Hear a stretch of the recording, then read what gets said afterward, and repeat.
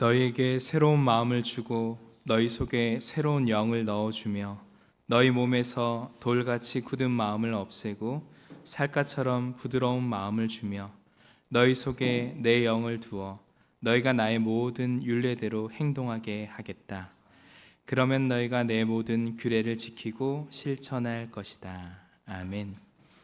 좋으신 주님, 성령 강림 주일에 함께 모여 예배하게 하시니 감사합니다. 성령을 통해 세워진 교회가 성령의 인도하심을 받게 하시고 주께서 뜻하신 바를 이뤄가게 하옵소서. 성령의 조명을 받아 선포될 말씀을 깨닫게 하시고 그 말씀에 의지해 살아가게 하옵소서. 우리의 삶이 예배가 되어서 하나님이 기뻐 받으실 예배하게 하옵소서. 예배를 통해 주님의 은혜를 경험하며 변화된 삶을 이뤄가게 하옵소서. 예수님 이름으로 기원합니다. 아멘. 찬송가 39장을 함께 찬송합니다.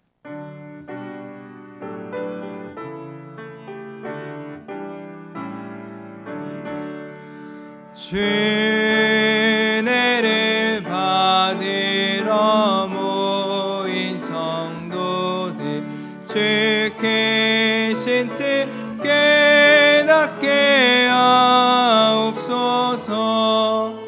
내 고통의 멍에를 다 벗게 되니 날 구속하신 이를 찬양하리.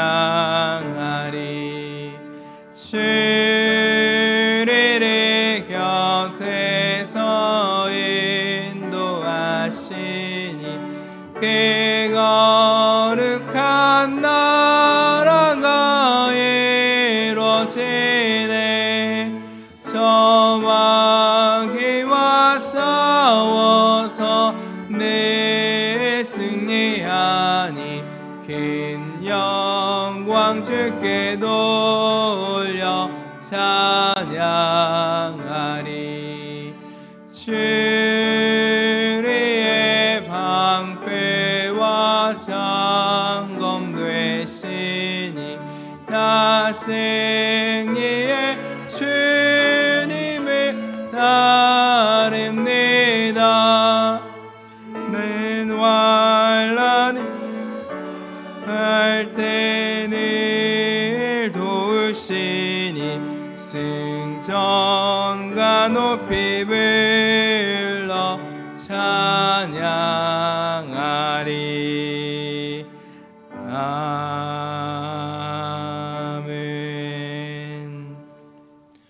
교동문 135번 성령 강림 첫 번째 말씀 교독합니다. 그의 위에 여호와의 영 곧 지혜와 총명의 영이요 모략과 재능의 영이요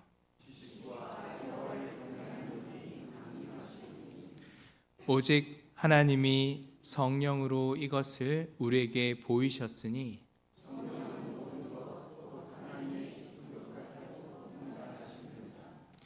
내가 아버지께 구하겠으나 그가 또 다른 보혜사를 너희에게 주사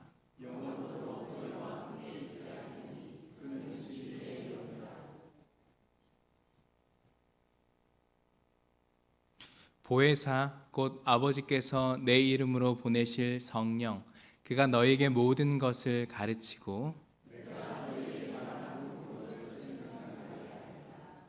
오직 성령이 너희에게 임하시면 너희가 권능을 받고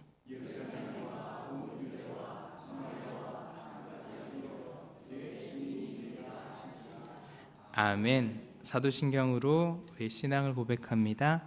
전능하사 천지를 만드신 하나님 아버지를 내가 믿사오며 그 외아들 우리 주 예수 그리스도를 믿사오니 이는 성령으로 잉태하사 동정녀 마리아에게 나시고 본디어 빌라도에게 고난을 받으사 십자가에 못 박혀 죽으시고 장사한 지 사흘 만에 죽은 자 가운데서 다시 살아나시며 하늘에 오르사 전능하신 하나님 우편에 앉아 계시다가 저리로서 산자와 죽은 자를 심판하러 오시리라. 성령을 믿사오며 거룩한 공예와 성도가 서로 교통하는 것과 죄를 사하여 주시는 것과 몸이 다시 사는 것과 영원히 사는 것을 믿사옵나이다. 아멘. 우리 자리에 앉으셔서 찬송가 183장을 함께 찬송합니다.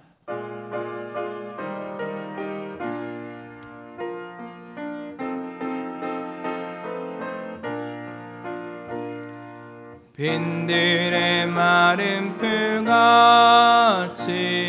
시들은 나의 영혼 주님이 약속한 성령 간절히 기다리네 가물어 메마른 땅에 한비를 내리시네 성령의 담비를 부어 새 생명 주옵소서 반가운 빗소리 내려 산천이 춤을 추네 봄비로 내리는 성령 내게도 주옵소서 가물어 메마른 땅에 단비를 내리시네 성령의 단비를 부어 새 생명 주옵소서 절 따라 우로를 내려 조목임을 성하니 갈급한 내 심령 위에 성령을 부소서 가물어 메마른 땅에 담비를 내리시네 성령의 담비를 부어 새 생명 주옵소서 참되신 사랑의 언약 어길 수 있사오랴 오늘의 흡족한 은혜 주실 줄 믿습니다 가물어 메마른 땅에 담비를 내리시네 성령의 담비를 부어 새 생명 주옵소서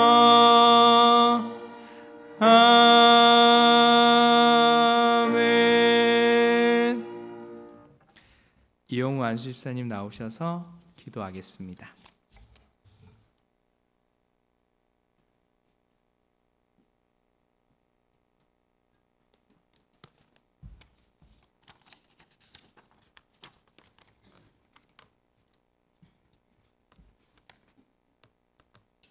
사랑과 은혜가 풍성하신 하나님 아버지, 늘 우리를 지키시고 함께 하시며 만물이 푸르른 5월을 감사함으로 지내게 하시고 오늘 또 예배의 자리로 인도하심을 감사드립니다. 오늘 드리는 이 예배를 통하여 주님만 바라보게 하시고 주님의 임재를 경험하는 은혜의 시간이 되게 하여 주시옵소서. 이 시간 드리는 찬양과 기도와 말씀을 통해 주님 홀로 영광 받아 주시옵소서. 우리의 삶을 되돌아보며 회개합니다. 주님의 가르침대로 살지 못했습니다. 일상의 피곤함과 바쁨을 핑계 삼아 말씀 앞에 머무르지 않았고 주님의 뜻보다 내 생각, 내 판단을 앞세웠습니다. 힘들어하는 이웃을 못 본 채 하였습니다. 죄의 안에 완고함과 무관심, 나태함을 용서하시고 빛과 소금의 사명을 회복하는 은혜를 허락해 주시옵소서. 사랑의 하나님, 감사의 5월을 맞아 가정의 소중함을 다시 한번 깨닫게 해 주시옵소서.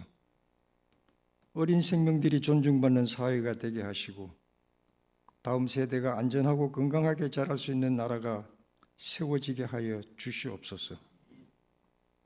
젊은이와 어른들이 서로를 이해하고 공감하며 건강한 부모의 모습이 회복되게 하여 주시옵소서. 진리를 따라 걸을 수 있는 용기 있는 청소년들과 그들을 올바로 이끌 수 있는 교사와 지도자들이 일어나게 하여 주시옵소서. 거룩하신 하나님, 우리 교회를 가정 회복의 통로로 사용하여 주시옵소서. 다음 세대의 주역인 어린이와 청소년들을 축복하며 성령과 함께하여 주시옵소서. 각 부서에서 수고하는 교육자들과 교사들의 헌신을 기억하여 주시고 말씀으로 아이들이 자라고 믿음의 뿌리가 내리게 하여 주시옵소서. 우리의 가정이 다시 회복되어 사랑과 믿음으로 하나가 되는 주님 보시기에 기뻐하시는 가정이 되게 하여 주시옵소서. 성도들의 모든 형편을 주님께서 아시오니 두루두루 살펴 주시옵소서. 어려운 가운데 있을지라도 낙심하지 않도록 붙들어 주시고 도움이 손길이 필요한 곳에는 은혜와 도움을 허락하여 주시옵소서. 청소년들에게는 분별력과 담대함을 허락하여 주시고 질병으로 고통받는 이들에게는 주님의 치유하심을 경험하게 하여 주시옵소서. 이 시간 말씀을 전하시는 목사님에게 성령 충만함을 더듬혀 주시고 준비하신 말씀이 주님의 뜻대로 선포되게 하여 주시옵소서. 오늘 전해지는 말씀이 우리 마음에 깊이 새겨지게 하시고 가정을 세우는 데 실제적인 은혜와 도전이 되게 하여 주시옵소서. 목사님의 영육을 강건하게 지켜주시고 주님의 도우심 가운데 기쁨으로 사명을 감당하게 하여 주시옵소서. 오늘도 온전한 예배를 위해 이 모양 저 모양으로 그리고 드러나지 않는 자리에서 묵묵히 섬기는 이들의 손길을 주님 친히 기억하시고 그들의 삶 속에 하늘의 기쁨과 열매를 허락하여 주시옵소서. 오늘 드리는 이 예배가 아버지 홀로 영광 받으시고 저희들에게는 은혜의 시간 되길 원하오며 이 모든 말씀 우리 주 예수 그리스도의 이름으로 간절히 기도드립니다. 아멘.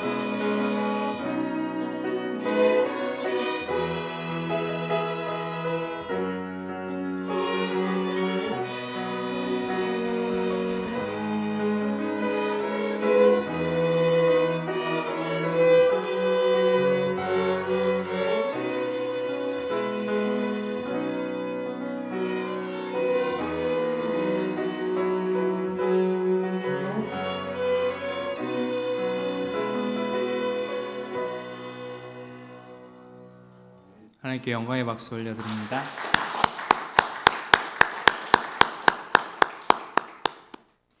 교회 소식 알려드립니다. 오늘은 2026년 성령 강림 주일입니다. 성령 하나님이 임하심으로 인간은 비로소 자신의 한계를 뛰어넘어섰습니다.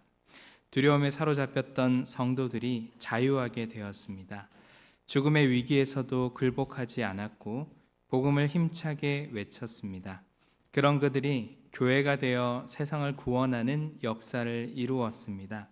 이번 한 주간 성령의 인도하심을 통해 위로부터 부어지는 능력을 경험하시길 원하며 예배에 오신 여러분을 환영합니다. 이번 주 수요 사경에는 성령 집회로 모입니다. 말씀과 기도, 찬양 중에 성령 하나님의 도움으로 살아계신 하나님을 깊이 만나는 시간 되시기를 원합니다. 다음 주 오후에는 전교인 한마음 야유회가 있습니다. 오전 예배는 10시 30분 연합 예배로 모이고 친교 후 오후 1시에 서천 국립생태원으로 출발합니다. 이 일을 위해 애써주시는 안수 집사에 감사를 드립니다. 소성수 안수 집사님 나오셔서 이 야유에 관한 일정들 한 번 더 자세하게 안내 드리겠습니다.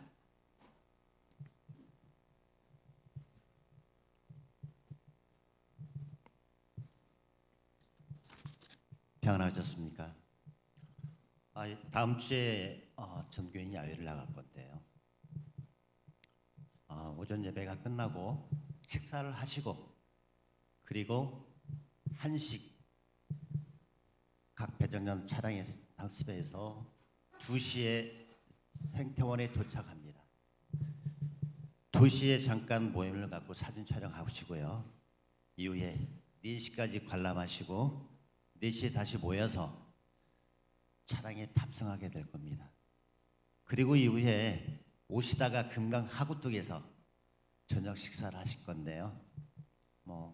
기존에 드셔보지 못했던 새로운 음식을 준비하고 있으니 기대하셔도 좋을 것 같습니다.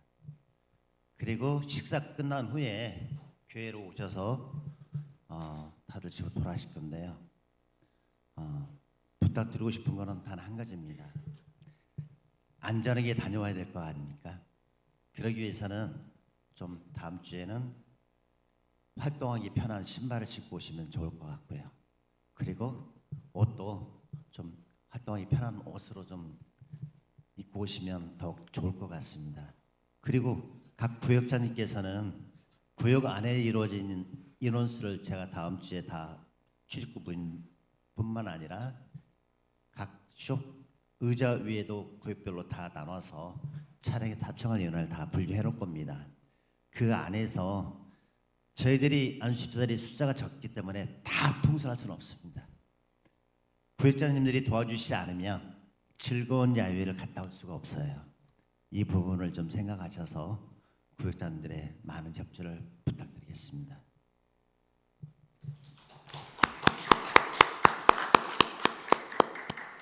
감사합니다. 새가족 모임이 오늘 2부 예배 후 12시 40분부터 1시 40분까지 교육관 3층 청년부실에서 있습니다.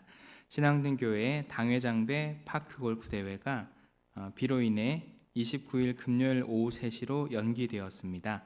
회원들과 관심 있는 분들의 참여를 바랍니다. 문의는 조인식 권사님을 통해서 하시면 됩니다. 정기 당회가 5월 27일 수요일 성령 집회 후에 당회실에서 모입니다. 당회 모임 관계로 이번 달 성지 순례팀 모임은 쉽니다. 다음 주 식당 설거지 봉사는 10공동체입니다. 대회 소식 안내입니다. 남신도 익산연합회 및 익산장로회 주간 1일 교육대회가 5월 30일 토요일 오전 8시 30분 전남 곡성 1원에서 있습니다. 이번 주간 생일 맞으신 분들입니다. 이성준 성도, 박지은 집사님, 박찬혁 성도, 오혜정 집사님, 한성자 집사님, 김미섭 권사님, 김명숙 비권사님, 김숙자 권사님, 우리 박수로 축하합시다.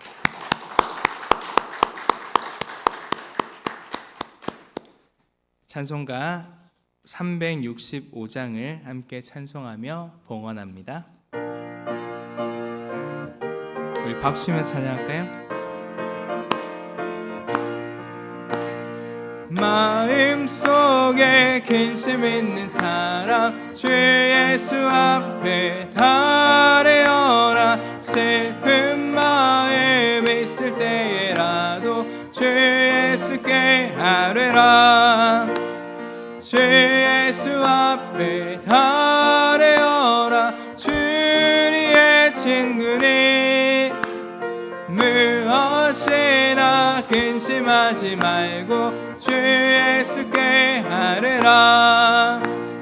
눈물 나며 깊은 한숨 쉴 때 주 예수 앞에 달래어라. 은밀한 죄 내게 있더라도 주 예수께 아뢰라. 주 예수 앞에 달래어라. 주의 친구니 무엇이나 근심하지 말고 주 예수께 아뢰라.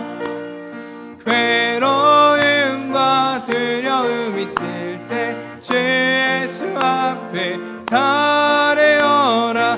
내일에 염려하지 말고 주 예수께 아뢰라. 주 예수 앞에 달래어라. 주의 친구니 무엇이나 근심하지 말고 주 예수께 아뢰라. 죽음 앞에 겁을 내는 자여 주 예수 앞에 달래어라. 하늘나라 바라보는 자여 주 예수께 아뢰라. 주 예수 앞에 달래어라. 주의 친구니 무엇이나 근심하지 말고 주 예수께 아뢰라.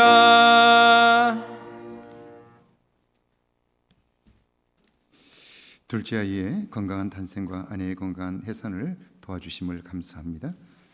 사랑하는 아들 그 영혼 천국에서 안식하게 하소서. 일어나 걸을 수 있는 힘 주심을 기도합니다. 작은 신음까지도 응답하시는 주님을 만날 수 있는 한 주간이었습니다. 모든 것이 주님의 은혜입니다. 항상 감사합니다. 삶 가운데 함께 하심을 감사합니다. 하나님 은혜 감사합니다.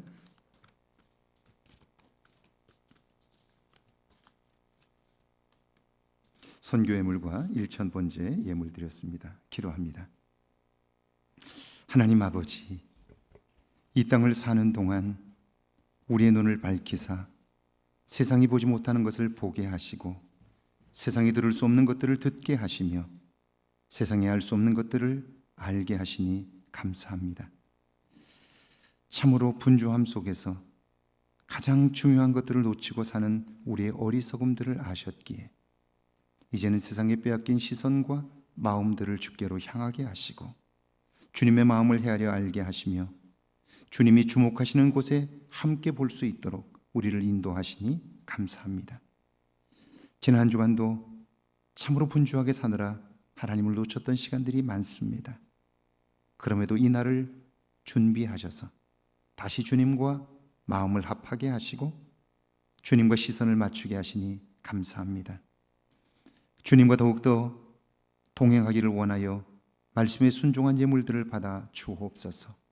10의 1조와 주정 예물과 주일 예물을 드립니다. 감사함으로 드리는 예물들과 참 아파하면서 하나님의 위로를 소망하고 주께 삶을 맡긴 생명들마다 하나님의 큰 위로가 있게 하옵소서. 작은 신음도 응답하시는 하나님을 경험하게 하시고 그 하나님께 감사할 수 있게 하시니 감사합니다. 그 감사함으로 세상의 모든 것들을 넉넉히 이겨내는 믿음의 역사가 있게 하옵소서. 하나님 아버지, 일어나 걸을 수 있기를 원하여 간절한 마음을 담아드리는 예물을 받아주시고 고통 중에 생명을 사랑하시는 하나님의 은혜를 경험케 하옵소서. 생명이 하나님의 것이오니 그 생명을 붙드사 모든 연약함들을 극복하게 하시고 이기게 하시고 다시 한번 하나님의 기적을 보게 하옵소서. 하나님 아버지, 살면서 말할 수 없는 고통들을 경험하고 마음이 무너져 내린 가족들도 있습니다. 주님 위로해 주시고 놀랍고 크신 은혜가 그 가정에 임하게 하셔서 아픔이 변하여 찬송과 간증이 되게 하시고 하나님, 우리의 삶의 눈이 새로워져서 영원한 천국을 소망하는 남은 삶이 되게 하옵소서. 하나님 아버지, 귀한 생명을 허락해 주심을 감사합니다. 산모의 건강을 지켜주시고 어린 생명과 더불어 하나님이 하실 놀라운 일들을 마음껏 기대하며 하나님, 참으로 그 생명을 통해서 가정과 이 땅에 큰 복이 임하게 하옵소서. 건강하게 지켜주시고 사는 날 동안 하나님의 영광을 나타내게 하옵소서. 선교 예물과 1000번째 예물을 받아주시고 놀랍게 주의 일을 이루시는 하나님과 동행케 하옵소서. 예수님의 이름으로 축복하며 기도하옵나이다. 아멘.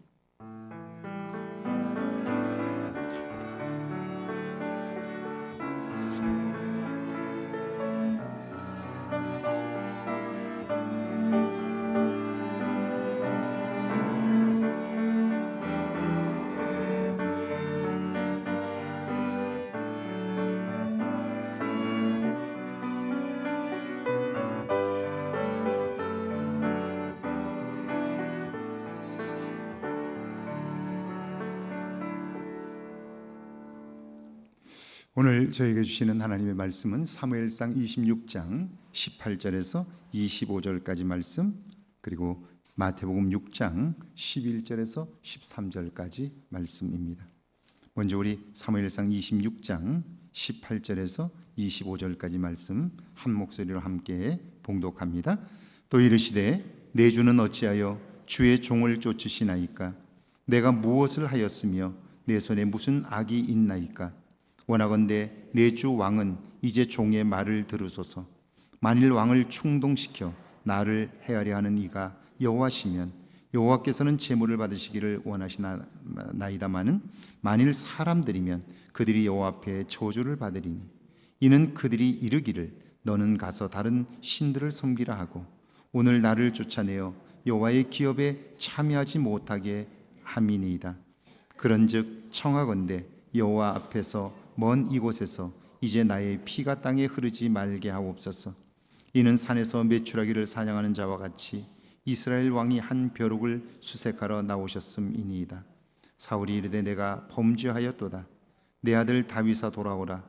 내가 오늘 내 생명을 귀하게 여겼은즉 내가 다시는 너를 헤아려 하지 아니하리라. 내가 어리석은 일을 하였으니 대단히 잘못되었도다 하는지라. 다윗이 대답하여 이르되 왕은 창을 보소서. 한 소년을 보내어 가져가게 하소서. 여호와께서 사람에게 그의 공의와 신실을 따라 갚으시리니 이는 여호와께서 오늘 왕을 내 손에 넘기셨을 때 나는 손을 들어 여호와의 기름 부음을 받은 자 치기를 원하지 아니하였음이니이다. 오늘 왕의 생명을 내가 중히 여긴 것 같이 내 생명을 여호와께서 중히 여기셔서 모든 환난에서 나를 구하여 내시기를 바라나이다 하니라. 사울이 다윗에게 이르되 내 아들 다윗아 내게 복이 있을지로다. 내가 큰 일을 행하겠고 반드시 승리를 얻으리라 하니라. 다윗은 자기 길로 가고 사울은 자기 곳으로 돌아가니라. 아멘. 마태복음 6장 11절에서 13절까지 말씀입니다. 마태복음 6장 11절에서 13절입니다. 마태복음 6장 11절에서 13절입니다. 함께 봉독합니다. 오늘 우리에게 일용할 양식을 주시옵고 우리가 우리에게 죄 지은 자를 사하여 준 것 같이 우리 죄를 사하여 주시옵고 우리를 시험에 들게 하지 마시옵고 다만 악에서 구하시옵소서. 나라와 권세와 영광이 아버지께 영원히 있사옵나이다. 아멘. 하나님의 말씀입니다. 할렐루야. 이번 한 주간에도 하나님의 은혜와 사랑이 여러분과 여러분의 가정에 넘치기를 주의 이름으로 축원합니다. 축원합니다. 우리 지난주 화요일 19일인데요. 전영민 목사님 가정에 하나님께서 딸을 선물로 주셨습니다. 우리 축하의 박수 한번 할까요? 고맙습니다.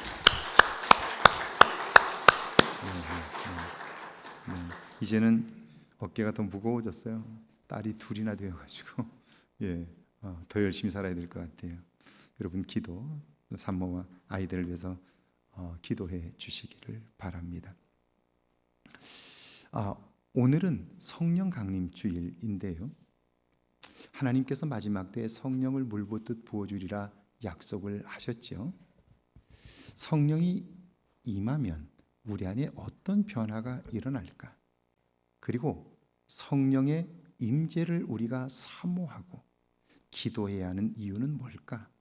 성경은 크게 두 가지로 설명을 하는데 그 첫 번째가 성령이 임하면 우리는요 삶의 우선순위가 달라집니다. 굉장히 많은 중요한 일들이 있죠. 그 중에 하나님이 첫째가 됩니다. 하나님이 첫째가 되면요 우리의 삶에서 악과 그리고 버려야 할 것들은 떠나게 되죠. 하나님의 다스림을 받는데 악을 꿈꿀 수는 없잖아요. 죄를 범할 수는 없잖아요. 그러니까 성령이 임하시면 하나님이 내 인생의 첫째가 됩니다. 그래서 악에서 멀어지게 돼요. 두 번째는요, 이 성령이 임하시게 되면 우리의 내면이 새로워집니다. 그리고 내면이 새로워지면요 우리가 삶이 달라지게 되는데 삶이 달라지는 아주 분명한 이유가 있습니다. 이런 겁니다. 지난주 아마 금요일인가 제가 잠을 일찍 깨서 교회에 조금 일찍 나왔는데 나오면 제가 제일 먼저 하는 일이 간밤에 세계에 무슨 일이 있었나 해서 세계 뉴스들을 점검을 합니다. 그런데 그날 제가 좀 일찍 나와서 TV를 켰는데 우연히 유튜브를 통해서 이재명 대통령이 서울의 돈이동은 종로 3가의 동쪽에 있는 빈민가입니다. 쪽방촌이에요. 그것을 방문한 영상이 올라온 거예요. 우연히 보게 되었고 보다가 제가 큰 감동을 받았어요. 그 쪽방촌은 굉장히 좁아요. 그리고 꽉 막혀 있어서 답답하고 여름에는 너무너무 덥고 그런데 방이 너무 좁으니까 살림살이들이 집안에 가득 있어서 주인 아주머니가 식탁 앞에 앉았고 대통령님께서 그 옆에 식탁 의자에 앉았어요. 그런데 비서실장이 앉을 자리가 없어서 서 있고 나머지는 전부 뒤에 들어오지도 못하고 있는 거예요. 이재명 대통령님은 여러분이 아시는 것처럼 도시 빈민의 삶을 경험해 본 분이세요. 그러니까 쪽방촌 같은 곳에서 살아본 경험이 있는 분이세요. 그러니까 마음이 너무 아픈 거죠. 이렇게 좁은 곳에서 어떻게 사느냐고 계속 물어요. 뭐가 가장 필요하냐고. 그래서 에어컨이 하나 있으면 좋겠는데 여름에는 너무 더워서 문을 열어놓지 않으면 살 수가 없다고. 그런데 여자 혼자 사는 집에 문을 열어놓으면 위험하다고. 문을 자꾸 닫으라고 그러는데 닫으면 집에서 살 수가 없다고. 살림살이가 가득 차가지고 앉을 자리조차 없어요. 그러니까 그 답답한 마음을 아니까 이걸 좀 서랍을 가져다가 좀 짐을 정리하고 좀 넓게 쓰면 좋겠다. 이 좁아서 어떻게 사느냐고 계속 대통령은 그러는데 그런데 이 주인 아주머니의 반응은 완전히 달랐어요. 지금은 살만하다는 거예요. 넓다는 거예요. 아니 누가 봐도 좁은데 세 사람이 앉을 수가 없는데 그런데 넓다는 거예요. 왜 그렇게 얘기했냐면 여기에 얼마나 살았느냐 그러니까 4년을 살았는데 이곳으로 이사 오기 전에 이 앞집에 살았는데 이 앞집에서 5년을 살았대요. 그런데 그 집은 이 집의 절반밖에 안 된대요. 그 집에 비하면 지금은 살만하다는 거예요. 자, 보세요. 지금 누가 봐도 집이 좁아요. 불편한 게 한두 가지가 아니에요. 그런데 힘들지 않느냐고 말하자 그분은 아니라고, 널찍하다고, 살만하다고. 왜요? 그분은 지금 4년 전에 5년 동안 살았던 그 좁은 집을 기억하고 있는 거예요. 거기에 비하면 지금 너무너무 살기가 좋은 거예요. 자, 성령이 임하시면 우리의 삶에 문제가 없어서가 아니라, 문제를 보는 것이 아니라 과거보다 오늘 나아진 것을 볼 수 있어요. 아멘이시죠? 과거보다 나아진 것을 볼 수 있어요. 그리고 그걸 잊지 않는 거예요. 그러니까 오늘의 삶에 불만이 아니라 불편하지만 만족할 수 있는 거죠. 할렐루야. 이게 성령의 사람, 내면이 새로워진 사람의 모습이 아닐까 하는 거예요. 여러분, 아무리 많은 것을 가져도 만족할 수 없다면 우리는 불만 가운데 살게 되니까요. 성령이 우리의 내면을 새롭게 하지 않는 한 우리의 삶에 만족감은 없게 될 거예요. 왜 우리가 성령의 임재를 사모해야 할까요? 그것은 우리의 내면이 새로워지지 않으면 오늘 우리의 삶에서 만족할 수 없게 되고요. 결국 하나님이 부르시는 그날까지 불만족스럽게 불평과 원망을 하며 살 수밖에 없기 때문이지요. 성령의 충만한 임재가 여러분의 삶 가운데 있기를 주의 이름으로 축원합니다. 미국 메이저리그 역사에 길이 남을 전설적인 투수를 꼽는다면요, 그중 한 명은 분명 LA 다저스에서 선수 생활을 했던 샌디 쿠펙스일 겁니다. 자, 그는 1955년부터 66년까지 11년 동안 투수로 활동을 했는데요, 아직까지 깨지지 않은 진귀한 기록들을 가지고 있습니다. 그의 성적을 아무리 이야기해도 야구에 관심 없는 분들은 잘 모르실 텐데요, 선수에게 있어서 최고의 소원은 월드 시리즈에 출전하는 거고요, 그리고 우승하는 걸 거예요. 자, 1965년 다저스는 드디어 월드 시리즈에 올라갔습니다. 당연히 당대 최고의 투수 샌디 쿠펙스가 1차전 선발로 예정이 되었는데요. 그런데 날이 가까워지는데, 등판할 날이 가까워졌는데 정작 본인은 그날 등판을 못하겠다는 거예요. 공을 못 던지겠다는 거예요. 그도 그 날을 사모했고 그 꿈을 이룰 기회를 잡았는데, 그런데 그가 왜 못하겠다고 할까요?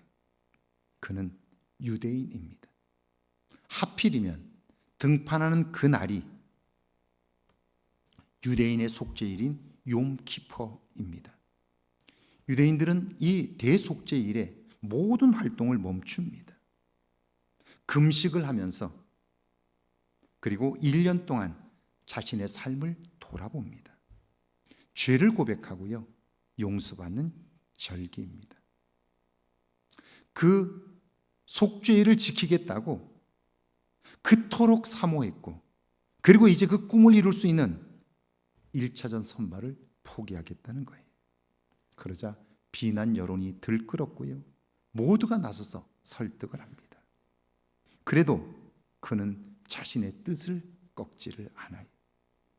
LA 다저스는요, 미네소타 트윈스와의 1차전에서 집니다. 그러니까 그 모든 원망이 다 샌디 쿠펙스에게 돌아가지요. 2차전에 그가 선발로 나왔는데요, 절기를 지키느라 금식을 했어요. 한 주간 동안. 그러니까 무슨 힘이 있겠어요? 그래서 LA 다저스는요, 천하무적 샌디 쿠펙스를 내고도 또 졌습니다. 2패를 하게 돼요. 팀과 감독은 물론 팬들과 선수들 모두가 실망했습니다. 다행히 3차전과 4차전을 이겨 5차전에 그가 드디어 등판을 합니다. 어떻게 되었을까요? 며칠 동안 힘을 얻은 그가 나서서 완봉승, 2회부터 9회까지 자기 혼자 공을 던져 승리합니다. 6차전에서 패배를 했고요. 이제 7차전 한 경기만 남았습니다. 투수는 최소한 3일에 한 번 등판하니까요. 7차전은 쿠펙스의 순서가 아닙니다. 그런데 그가 자원에서 등판을 합니다. 내가 던지겠다고. 그리고 7차전에 나와서 5차전처럼 완봉승을 거둡니다. 그는 1963년에 이어 두 번째 월드 시리즈의 최고의 선수가 되었습니다. 여러분, 지금까지 메이저리그의 역사가 140년입니다. 매년 월드 시리즈의 MVP가 뽑히니까 최고의 선수가 100명도 넘습니다. 그런데 우리가 샌디 쿠펙스, 그를 기억하는 이유가 뭘까요? 그것은 그가 실력이 탁월했기 때문이기도 하지만 그런 기록을 세운 선수들은 얼마든지 많습니다. 그런데 그 중에서도 오늘 우리가 그를 기억하는 것은 그의 실력 때문만은 아닙니다. 그가 보여준 믿음 때문이죠. 삶을 통한 신앙이 오늘까지도 우리에게 감동을 주기 때문이에요. 우리의 삶을 역사가 평가한다면 그것은 우리의 실력이나 재주가 아니라 우리가 어떤 삶의 우선순위, 어떤 삶의 믿음을 가지고 살았느냐에 따라 후대는 우리의 삶을 평가하게 될 거예요. 오늘 구약의 본문은 우리가 잘 아는 말씀입니다. 충성스러운 부하 다윗을 정적으로 생각한 사울 왕은요, 기회가 있는 대로 그를 죽이려고 합니다. 여러분, 한 나라의 왕이 가진 정보력은 대단한데요. 사실 한 나라를 책임지는 사람이 한 사람을 미워해서 그를 죽이려고 쫓아다닌다는 것, 이미 그는 하나님을 믿는다고 하지만 하나님에게서 멀어진 사람이죠. 이런 자신을 보지 못하는 이유가 뭘까요? 그에 대한 미움이에요. 내 안에 미움이 있기 때문에 내가 지금 하나님에게서 멀어졌는데, 하나님이 원치 않는 일들을 하고 있는데 그런 자신을 보지 못하는 거예요. 그는 왕이기 때문에 굉장한 정보력을 가지고 있습니다. 그리고 힘도 가지고 있습니다. 이것으로 문제를 해결할 수 있다고 생각하는 거예요. 그러니까 당연히 하나님의 다스림을 받지를 않는 거죠. 여러분, 사람이 출세하고 겸손한 것 어렵습니다. 많이 배우고 겸손하게 자기를 낮추는 것이 쉽지 않습니다. 사울 왕은 다윗을 죽이려고 하는데 그가 계속 도망을 다녀요. 그러나 정보원들을 통해서 이미 그가 어디에 있는지를 알 수 있어요. 한 나라의 왕이 가진 정보력은 굉장합니다. 제가 군에 있을 때 마지막 저녁을 얼마 안 남겨두고 외박을 나왔습니다. 군대에 있는 친구를 만나 차를 한 잔 마시고요. 그리고 헤어져서 여관에 들어가 잤습니다. 그런데 새벽 2시쯤에 보안부대 군인들이 제 방에 들어왔습니다. 그리고는 옷 입고 가자는 거예요. 영문도 모르고 제가 따라 나섰는데요. 차를 마신 그곳으로 데려가는 거예요. 갔더니 거기 있는 종업원들이 제가 무슨 말을 했는지를 다 이야기를 해주는 거예요. 다윗으로부터 다윗에 대한 미움을 가진 사울 왕은요, 정보원들을 풀어서 그가 어디에 있는지를 수소문합니다. 자, 그랬더니 다윗이 어디에 있다는 걸 알려주는 사람이 있습니다. 다윗으로서는 그걸 아니까 불안감과 두려움이 얼마나 컸을까요? 게다가 억울했을 거예요. 나는 목숨 걸고 충성을 했는데 돌아온 것이 누명입니다. 생명의 위협입니다. 여러분, 누가 누구를 미워해야 할까요? 지금 사울은 다윗을 미워하고 있는데 정작 미워할 사람은 다윗이라고요. 다윗이 사울을 미워해야 한다고요. 그런데 거꾸로 되어 있죠. 여기 사무엘상 26장 18절 한번 읽어볼까요? 함께 읽습니다. 또 이르되 내 주는 어찌하여 주의 종을 쫓으시나이까? 내가 무엇을 하였으며 내 손에 무슨 악이 있나이까? 도망친 다윗이 광야에 숨어들었는데요, 10사람 하나가 사울 왕에게 알려줍니다. 밀고 하는 거죠. 자, 그런데 여러분, 잘못된 생각이 마음의 자리를 잡으면요, 그 사람은 객관적인 판단을 하지 못합니다. 특별히 미움이 그 사람 마음의 자리를 잡으면 그 사람은 충동적이 됩니다. 그 생각에 갇혀버립니다. 사실 사울왕은 지금 3,000명의 군대를 이끌고 와서 다윗을 잡으려고 합니다. 그런데 사울은 지금 그럴 만한 상황이 아니에요. 자기를 위해서도 나라를 위해서도 그러면 안 됩니다. 왜냐하면 지금 그 나라는 아직 완전한 통일이 되지 못했습니다. 민심을 안정시켜야 하고요. 게다가 지금 그 이스라엘은 강력한 힘을 가진 블레셋이라는 나라와 국경을 맞대고 있습니다. 그들이 호시탐탐 노리고 있어요. 그러니까 지금 다윗을 잡는 일이 먼저가 아니라는 거예요. 지난번에도 다윗을 잡겠다고 군대를 동원해서 추격을 했는데요, 그때 블레셋 군대가 침공해서 부랴부랴 달려가서 겨우겨우 막았습니다. 그런데도 또 국경에 있는 군대를 빼서 다윗을 잡겠다고 나서는 거예요. 여러분, 미움이 우리 안에 자리를 잡으면, 잘못된 확신이 우리 안에 있으면 이런 위기 상황을 계속 만드는 거예요. 잘못된 판단들을 하게 되는 거예요. 다윗은 그걸 이미 알고 있으니까요, 깊이 숨었어요. 그리고 사울왕과 그의 군대가 해가 져서 광야에 텐트를 치고 잠이 들자 다윗은요, 그의 부하와 함께 은밀하게 그의 진영으로 들어가게 됩니다. 다가서서 그를 죽이고 싶은 마음이 분명 있었을 겁니다. 왜냐하면 그를 죽이면 이제 나는 더 이상 도망 다니지 않아도 되잖아요. 그리고 당연히 그가 죽으면 이제 내가 다음 왕이 될 것을 알기 때문이죠. 그래서 사울 왕이 잠들어 있는 그 텐트로 은밀하게 접근을 하는데, 그때 그의 충성스러운 부하 아비새가 이렇게 말합니다. 하나님이 오늘 당신의 원수를 당신의 손에 넘기셨나이다. 그러므로 청하오니 내가 창으로 그를 찔러 단번에 땅에 꽂게 하소서. 그래요. 사울왕은 다윗의 목숨이 내 손에 달렸다고 생각했지만 그건 착각입니다. 생명은 하나님의 것입니다. 지금 사울왕의 목숨이 누구에게 달려 있나요? 다윗의 손에 달려 있습니다. 그런데도 사울왕은 다윗의 목숨은 내 손에 있다고 깊은 잠에 들어 있는 거죠. 자, 그런데 이제 사울 왕을 죽일 수 있는 기회를 가진 다윗, 그에게 있어서 이 상황은요, 이제 더 이상 도망 다니지 않아도 될 중요한 순간이기도 하지만, 자, 신앙적으로 보면 그의 인생에서 정말 하나님을 믿는 사람인지, 하나님을 삶의 첫째로 두고 사는 사람인지를 보여줄 너무나 중요한 순간인 거예요.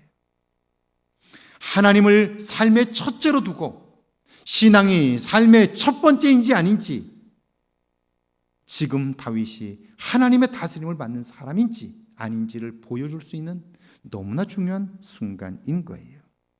그의 믿음이 세상에 보여질 기회인 거죠.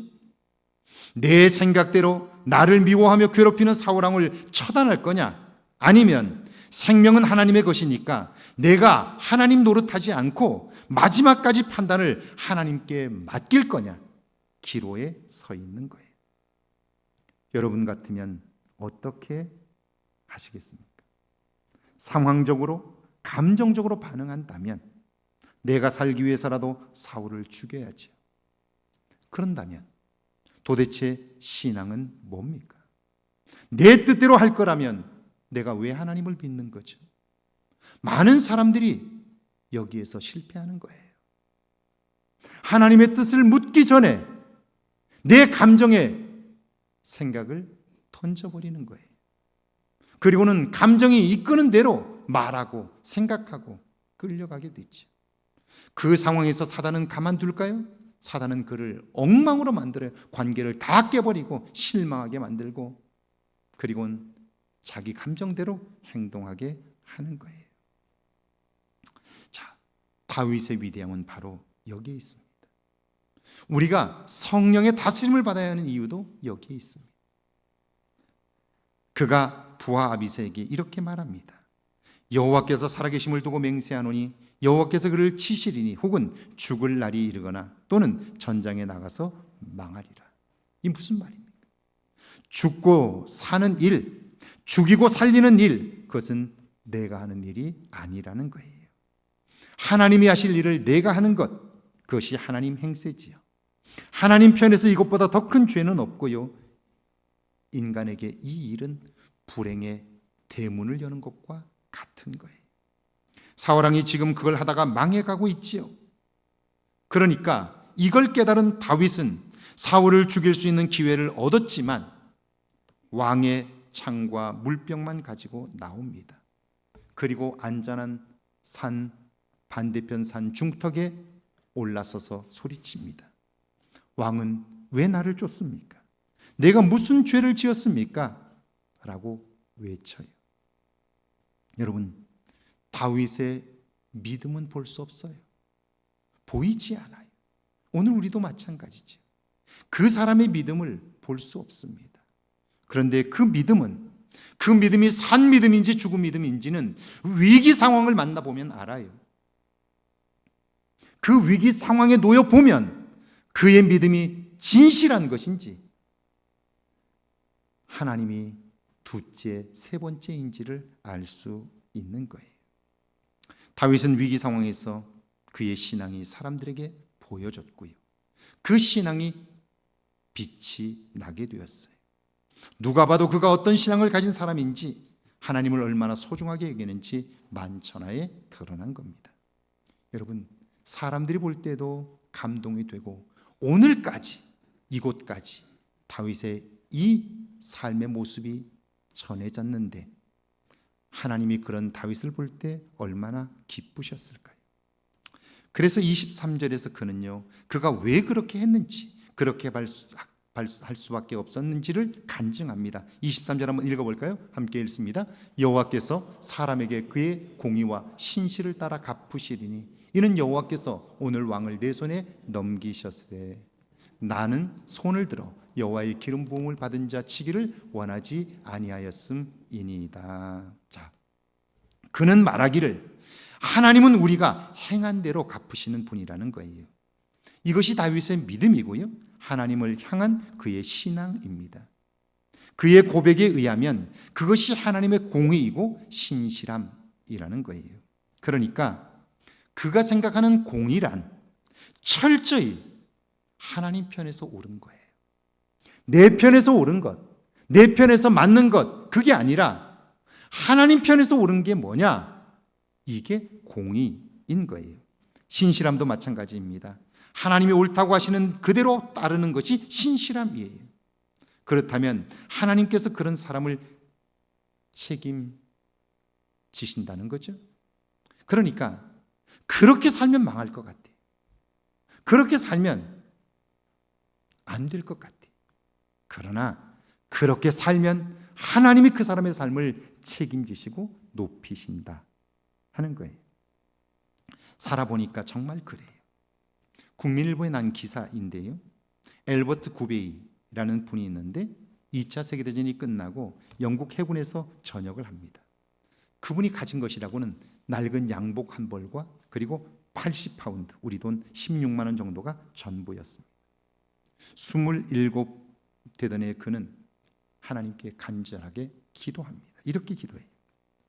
하나님, 저를 백만장자로 만들어 주시면 절반을 주님께 돌려드리겠습니다. 그래요. 우리도 한 번쯤은 해본 기도지요. 그는 몇 번의 실패를 겪고 나서 퀵세이브라는 할인점을 엽니다. 근데 이게 대성공을 거둬요. 후에는 손대는 것마다 성공했고요. 부동산 개발로 개인 재산만 억만장자가 되었습니다. 그런데 여러분, 신실한 사람은요, 믿음의 사람은요, 성령의 사람은요, 그 성공을 이루고 나서 보면 알아요. 대부분의 사람들은 하나님과 약속하고도 시간이 지나면 그 약속을 잊어버립니다. 그런데 구베이는 아닙니다. 영국 BBC 방송은 80이 넘은 구베이 씨가 자신의 전 재산을 사회에 환원했다는 보도를 합니다. 어떻게 그럴 수 있었느냐고 기자가 그에게 질문했는데요. 그는 이렇게 대답합니다. 젊은 시절 맺은 하나님과의 약속을 지켰습니다. 그래요. 아주 담담하게 나는 그저 하나님과 약속한 것을 지켰을 뿐입니다 라고 그래요. 이것이 뭡니까? 이게 신실함이죠. 하나님의 의로움을 믿기에 가능한 것입니다. 다윗은 정말이지 신앙인의 아름다운 삶의 모습을 보여주었습니다. 그뿐 아니라 오늘 우리에게도 도전이 될 만한 기도를 남겼습니다. 24절 한번 읽어볼까요? 함께 읽습니다. 오늘 왕의 생명을 내가 중히 여긴 것 같이 내 생명을 여호와께서 중히 여기셔서 모든 환난에서 나를 구하여 내시기를 바라나이다 하니라. 하나님, 어렵지만 제가 다른 사람의 생명을 중히 여겼습니다. 내가 다른 사람을 소중히 여긴 것처럼 하나님, 제 생명도 소중히 여겨 주십시오. 환난의 때에 건져 주시고 나를 보호해 주십시오 라고 기도하는 거예요. 예수를 그리스도로 믿는 여러분이요, 하나님의 자녀된 여러분이요, 여러분의 삶에 정말 이렇게 말할 만한 사건이 있으신가요? 하나님이 기억하실 만한 모습, 하나님 앞에 내어놓을 만한 그 어떤 것이 여러분의 삶에 있으신가요? 신앙생활을 10년, 20년, 30년, 40년 평생을 했다고 하는데 오늘 우리의 작은 문제 앞에서, 갈등 앞에서, 속상하고 힘든 문제 앞에서 하나님, 그럼에도 불구하고 내가 억울하지만 용서했던 일을 기억해 주시고 오늘 나를 용서해 주십시오라고 말할 그 사건이 있느냐 하는 거예요. 히스기야 왕은 이사야 선지자가 와서 집을 정리하라고, 네가 죽고 살지 못한다고 말할 때 얼굴을 벽으로 향하여 이렇게 소리쳐 기도합니다. 하나님이여, 내가 진실과 전심으로 주 앞에서 행하며 주께서 보시기에 선하게 행한 것을 기억해 주십시오 라고 그래요. 하나님, 내가 정말 억울한 일을 당할 때에도 하나님의 마음으로 그 분을 참고 살았던 날들을 기억해 주십시오. 내가 억만금을 손해가 난다고 해도 하나님을 위하여 기쁘게 그 일을 했던 것을 기억해 주십시오. 하나님 때문에 헌신하며 살았던, 신실함을 지켰던 내 삶을 기억해 주십시오 라고 외친 거예요. 그런 삶이 오늘 여러분에게 있느냐 하는 거예요. 신약의 본문을 보실까요? 예수님께서 우리에게 가르쳐준 기도지요. 마태복음 6장 11절에 13절입니다. 함께 읽습니다. 오늘 우리에게 일용할 양식을 주시옵고 우리가 우리에게 죄인 자를 사하여 준 것 같이 우리의 죄를 사하여 주시옵고 우리를 시험에 들지 말게 하시옵고 다만 악에서 구하옵소서. 나라와 권세와 영광이 아버지께 영원히 있사옵나이다. 아멘. 여러분은 매일의 양식을 위하여 기도하시나요?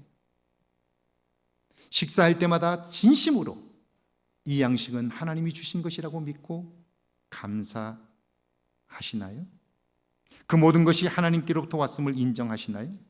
하나님께 죄를 용서해달라고 말하기 전에 하나님, 제게 해를 끼친 사람을 부족하지만 용서했습니다. 저의 죄도 용서해 주십시오 라고 말할 수 있으신가요? 나는 시험과 악에서 결코 벗어날 수 없습니다. 하나님이 도와주실 때만 가능합니다. 하나님 도와주세요. 이런 기도를 매일 하고 계신가요? 이런 삶, 이런 기도가 여러분에게 있으십니까? 성령의 다스림이 아니면 내가 나를 이길 수 없고 내가 나를 이길 수 없다면 우리의 마음은 온갖 악한 것들이 자리하게 되고 미움과 분노와 시기가 자리하여 우리는 잘못된 확신에 빠져 살 수밖에 없게 되는 거죠. 성령의 다스림을 받아야 하는 이유입니다. 오늘 말씀을 정리합니다. 어떤 상황에서도 신앙이 여러분의 삶의 첫째인가요? 하나님을 첫째로 삼고 살았더니 하나님이 하신 놀라운 일들이 여러분의 삶에 있으신가요? 다윗은 억울하고 두려운 상황에서도 하나님을 의식했습니다. 상황이나 감정이 아닌 믿음으로 반응했습니다. 이것은 매일의 삶 속에서 성령 하나님의 다스림을 받았기 때문에 가능했습니다. 믿음의 기도가 그를 위기 속에서 더욱 빛나게 한 것입니다. 사랑하는 여러분, 여러분이 꿈꾸는 미래는 어떤 모습입니까? 여러분은 어떤 기도를 주로 하고 사시나요? 하나님 편에서 옳은 것을 선택하십시오. 하나님이 옳다고 하신 것을 그대로 믿고 행하십시오. 하나님은 위기 상황에서 우리의 삶을 더욱 빛나게 하실 것입니다. 성령의 다스림을 받는 여러분 모두 되시기를 주의 이름으로 축원합니다. 찬양하고 기도합니다.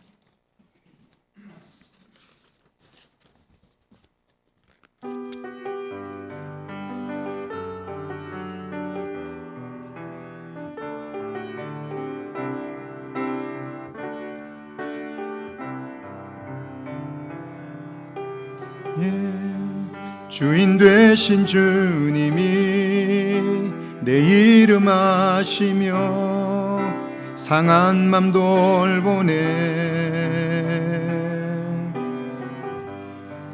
밝히시는 새벽별 방황하는 내 맘 주의 길 비추시네.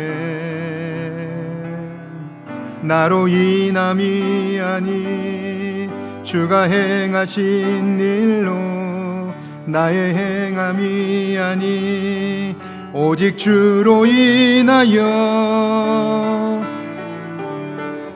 나는 오늘 피었다 지는 이름 없는 꽃과 같네.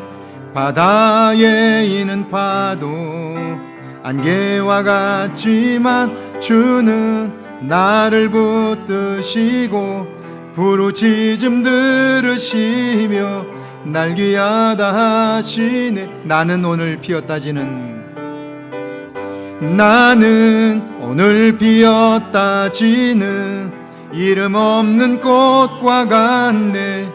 바다에 있는 파도 안개와 같지만 주는 나를 붙드시고 부르짖음 들으시며 날귀하다 하시네. 우리 시간 함께 기도하길 원합니다. 오늘 말씀을 기억하면서 하나님 앞에 내어놓을 만한 믿음의 모습이 있으신가요?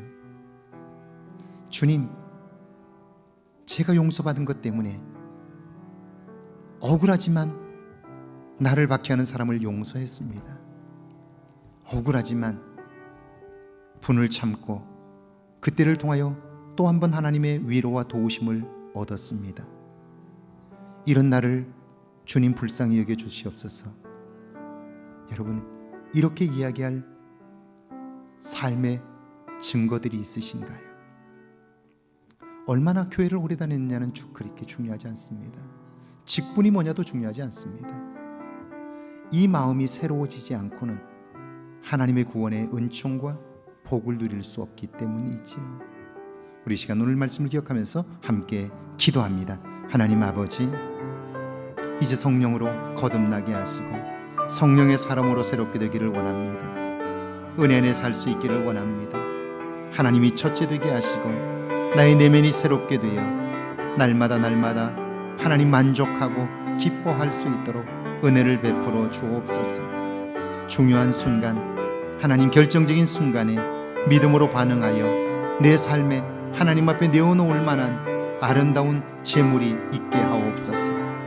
그것으로 내 삶이 향기 나게 하시고 이런 삶에 도전해 볼 수 있도록 은혜를 베풀어 주옵소서.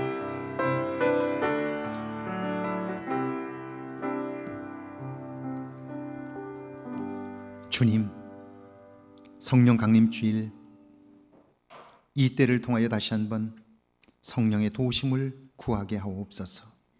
성령으로 거듭나게 하시고 성령의 사람으로 새롭게 되어 하나님이 우리의 인생의 첫째가 되게 하시고 우리의 내면에 악하고 독하고 쓴 것들을 하나님 버리게 하시고 주께로부터 받았던 은혜만 가득 채우게 하셔서 어떤 경우에도 하나님을 선택할 수 있게 하시고 어떤 경우에도 하나님 기뻐하시는 선택을 하도록 인도하여 주옵소서. 이번 한 주간 그런 나를 돌아보게 하시고 나의 내면에 담긴 것들을 살피게 하셔서 성령의 도우심을 구하게 하셔서 성령의 사람으로 거듭나게 하옵소서. 지금은 이 땅에 오셔서 우리 모두의 구원자가 되신 우리 주 예수 그리스도의 은혜와 하나님 아버지 놀라우신 사랑하심과 성령의 도우시고 깨닫게 하시고 이끄시는 은총의 역사가 이제 하나님을 첫째로 두고 믿음 안에서 성령의 사람으로 살기를 다짐하는 죄 모든 백성들과 가정과 일터와 우리의 교회 위에 우리가 사는 이곳 아름다운 익산과 이 땅과 온 세계 위에 이제로부터 영원토록 함께 계실지어다. 아멘.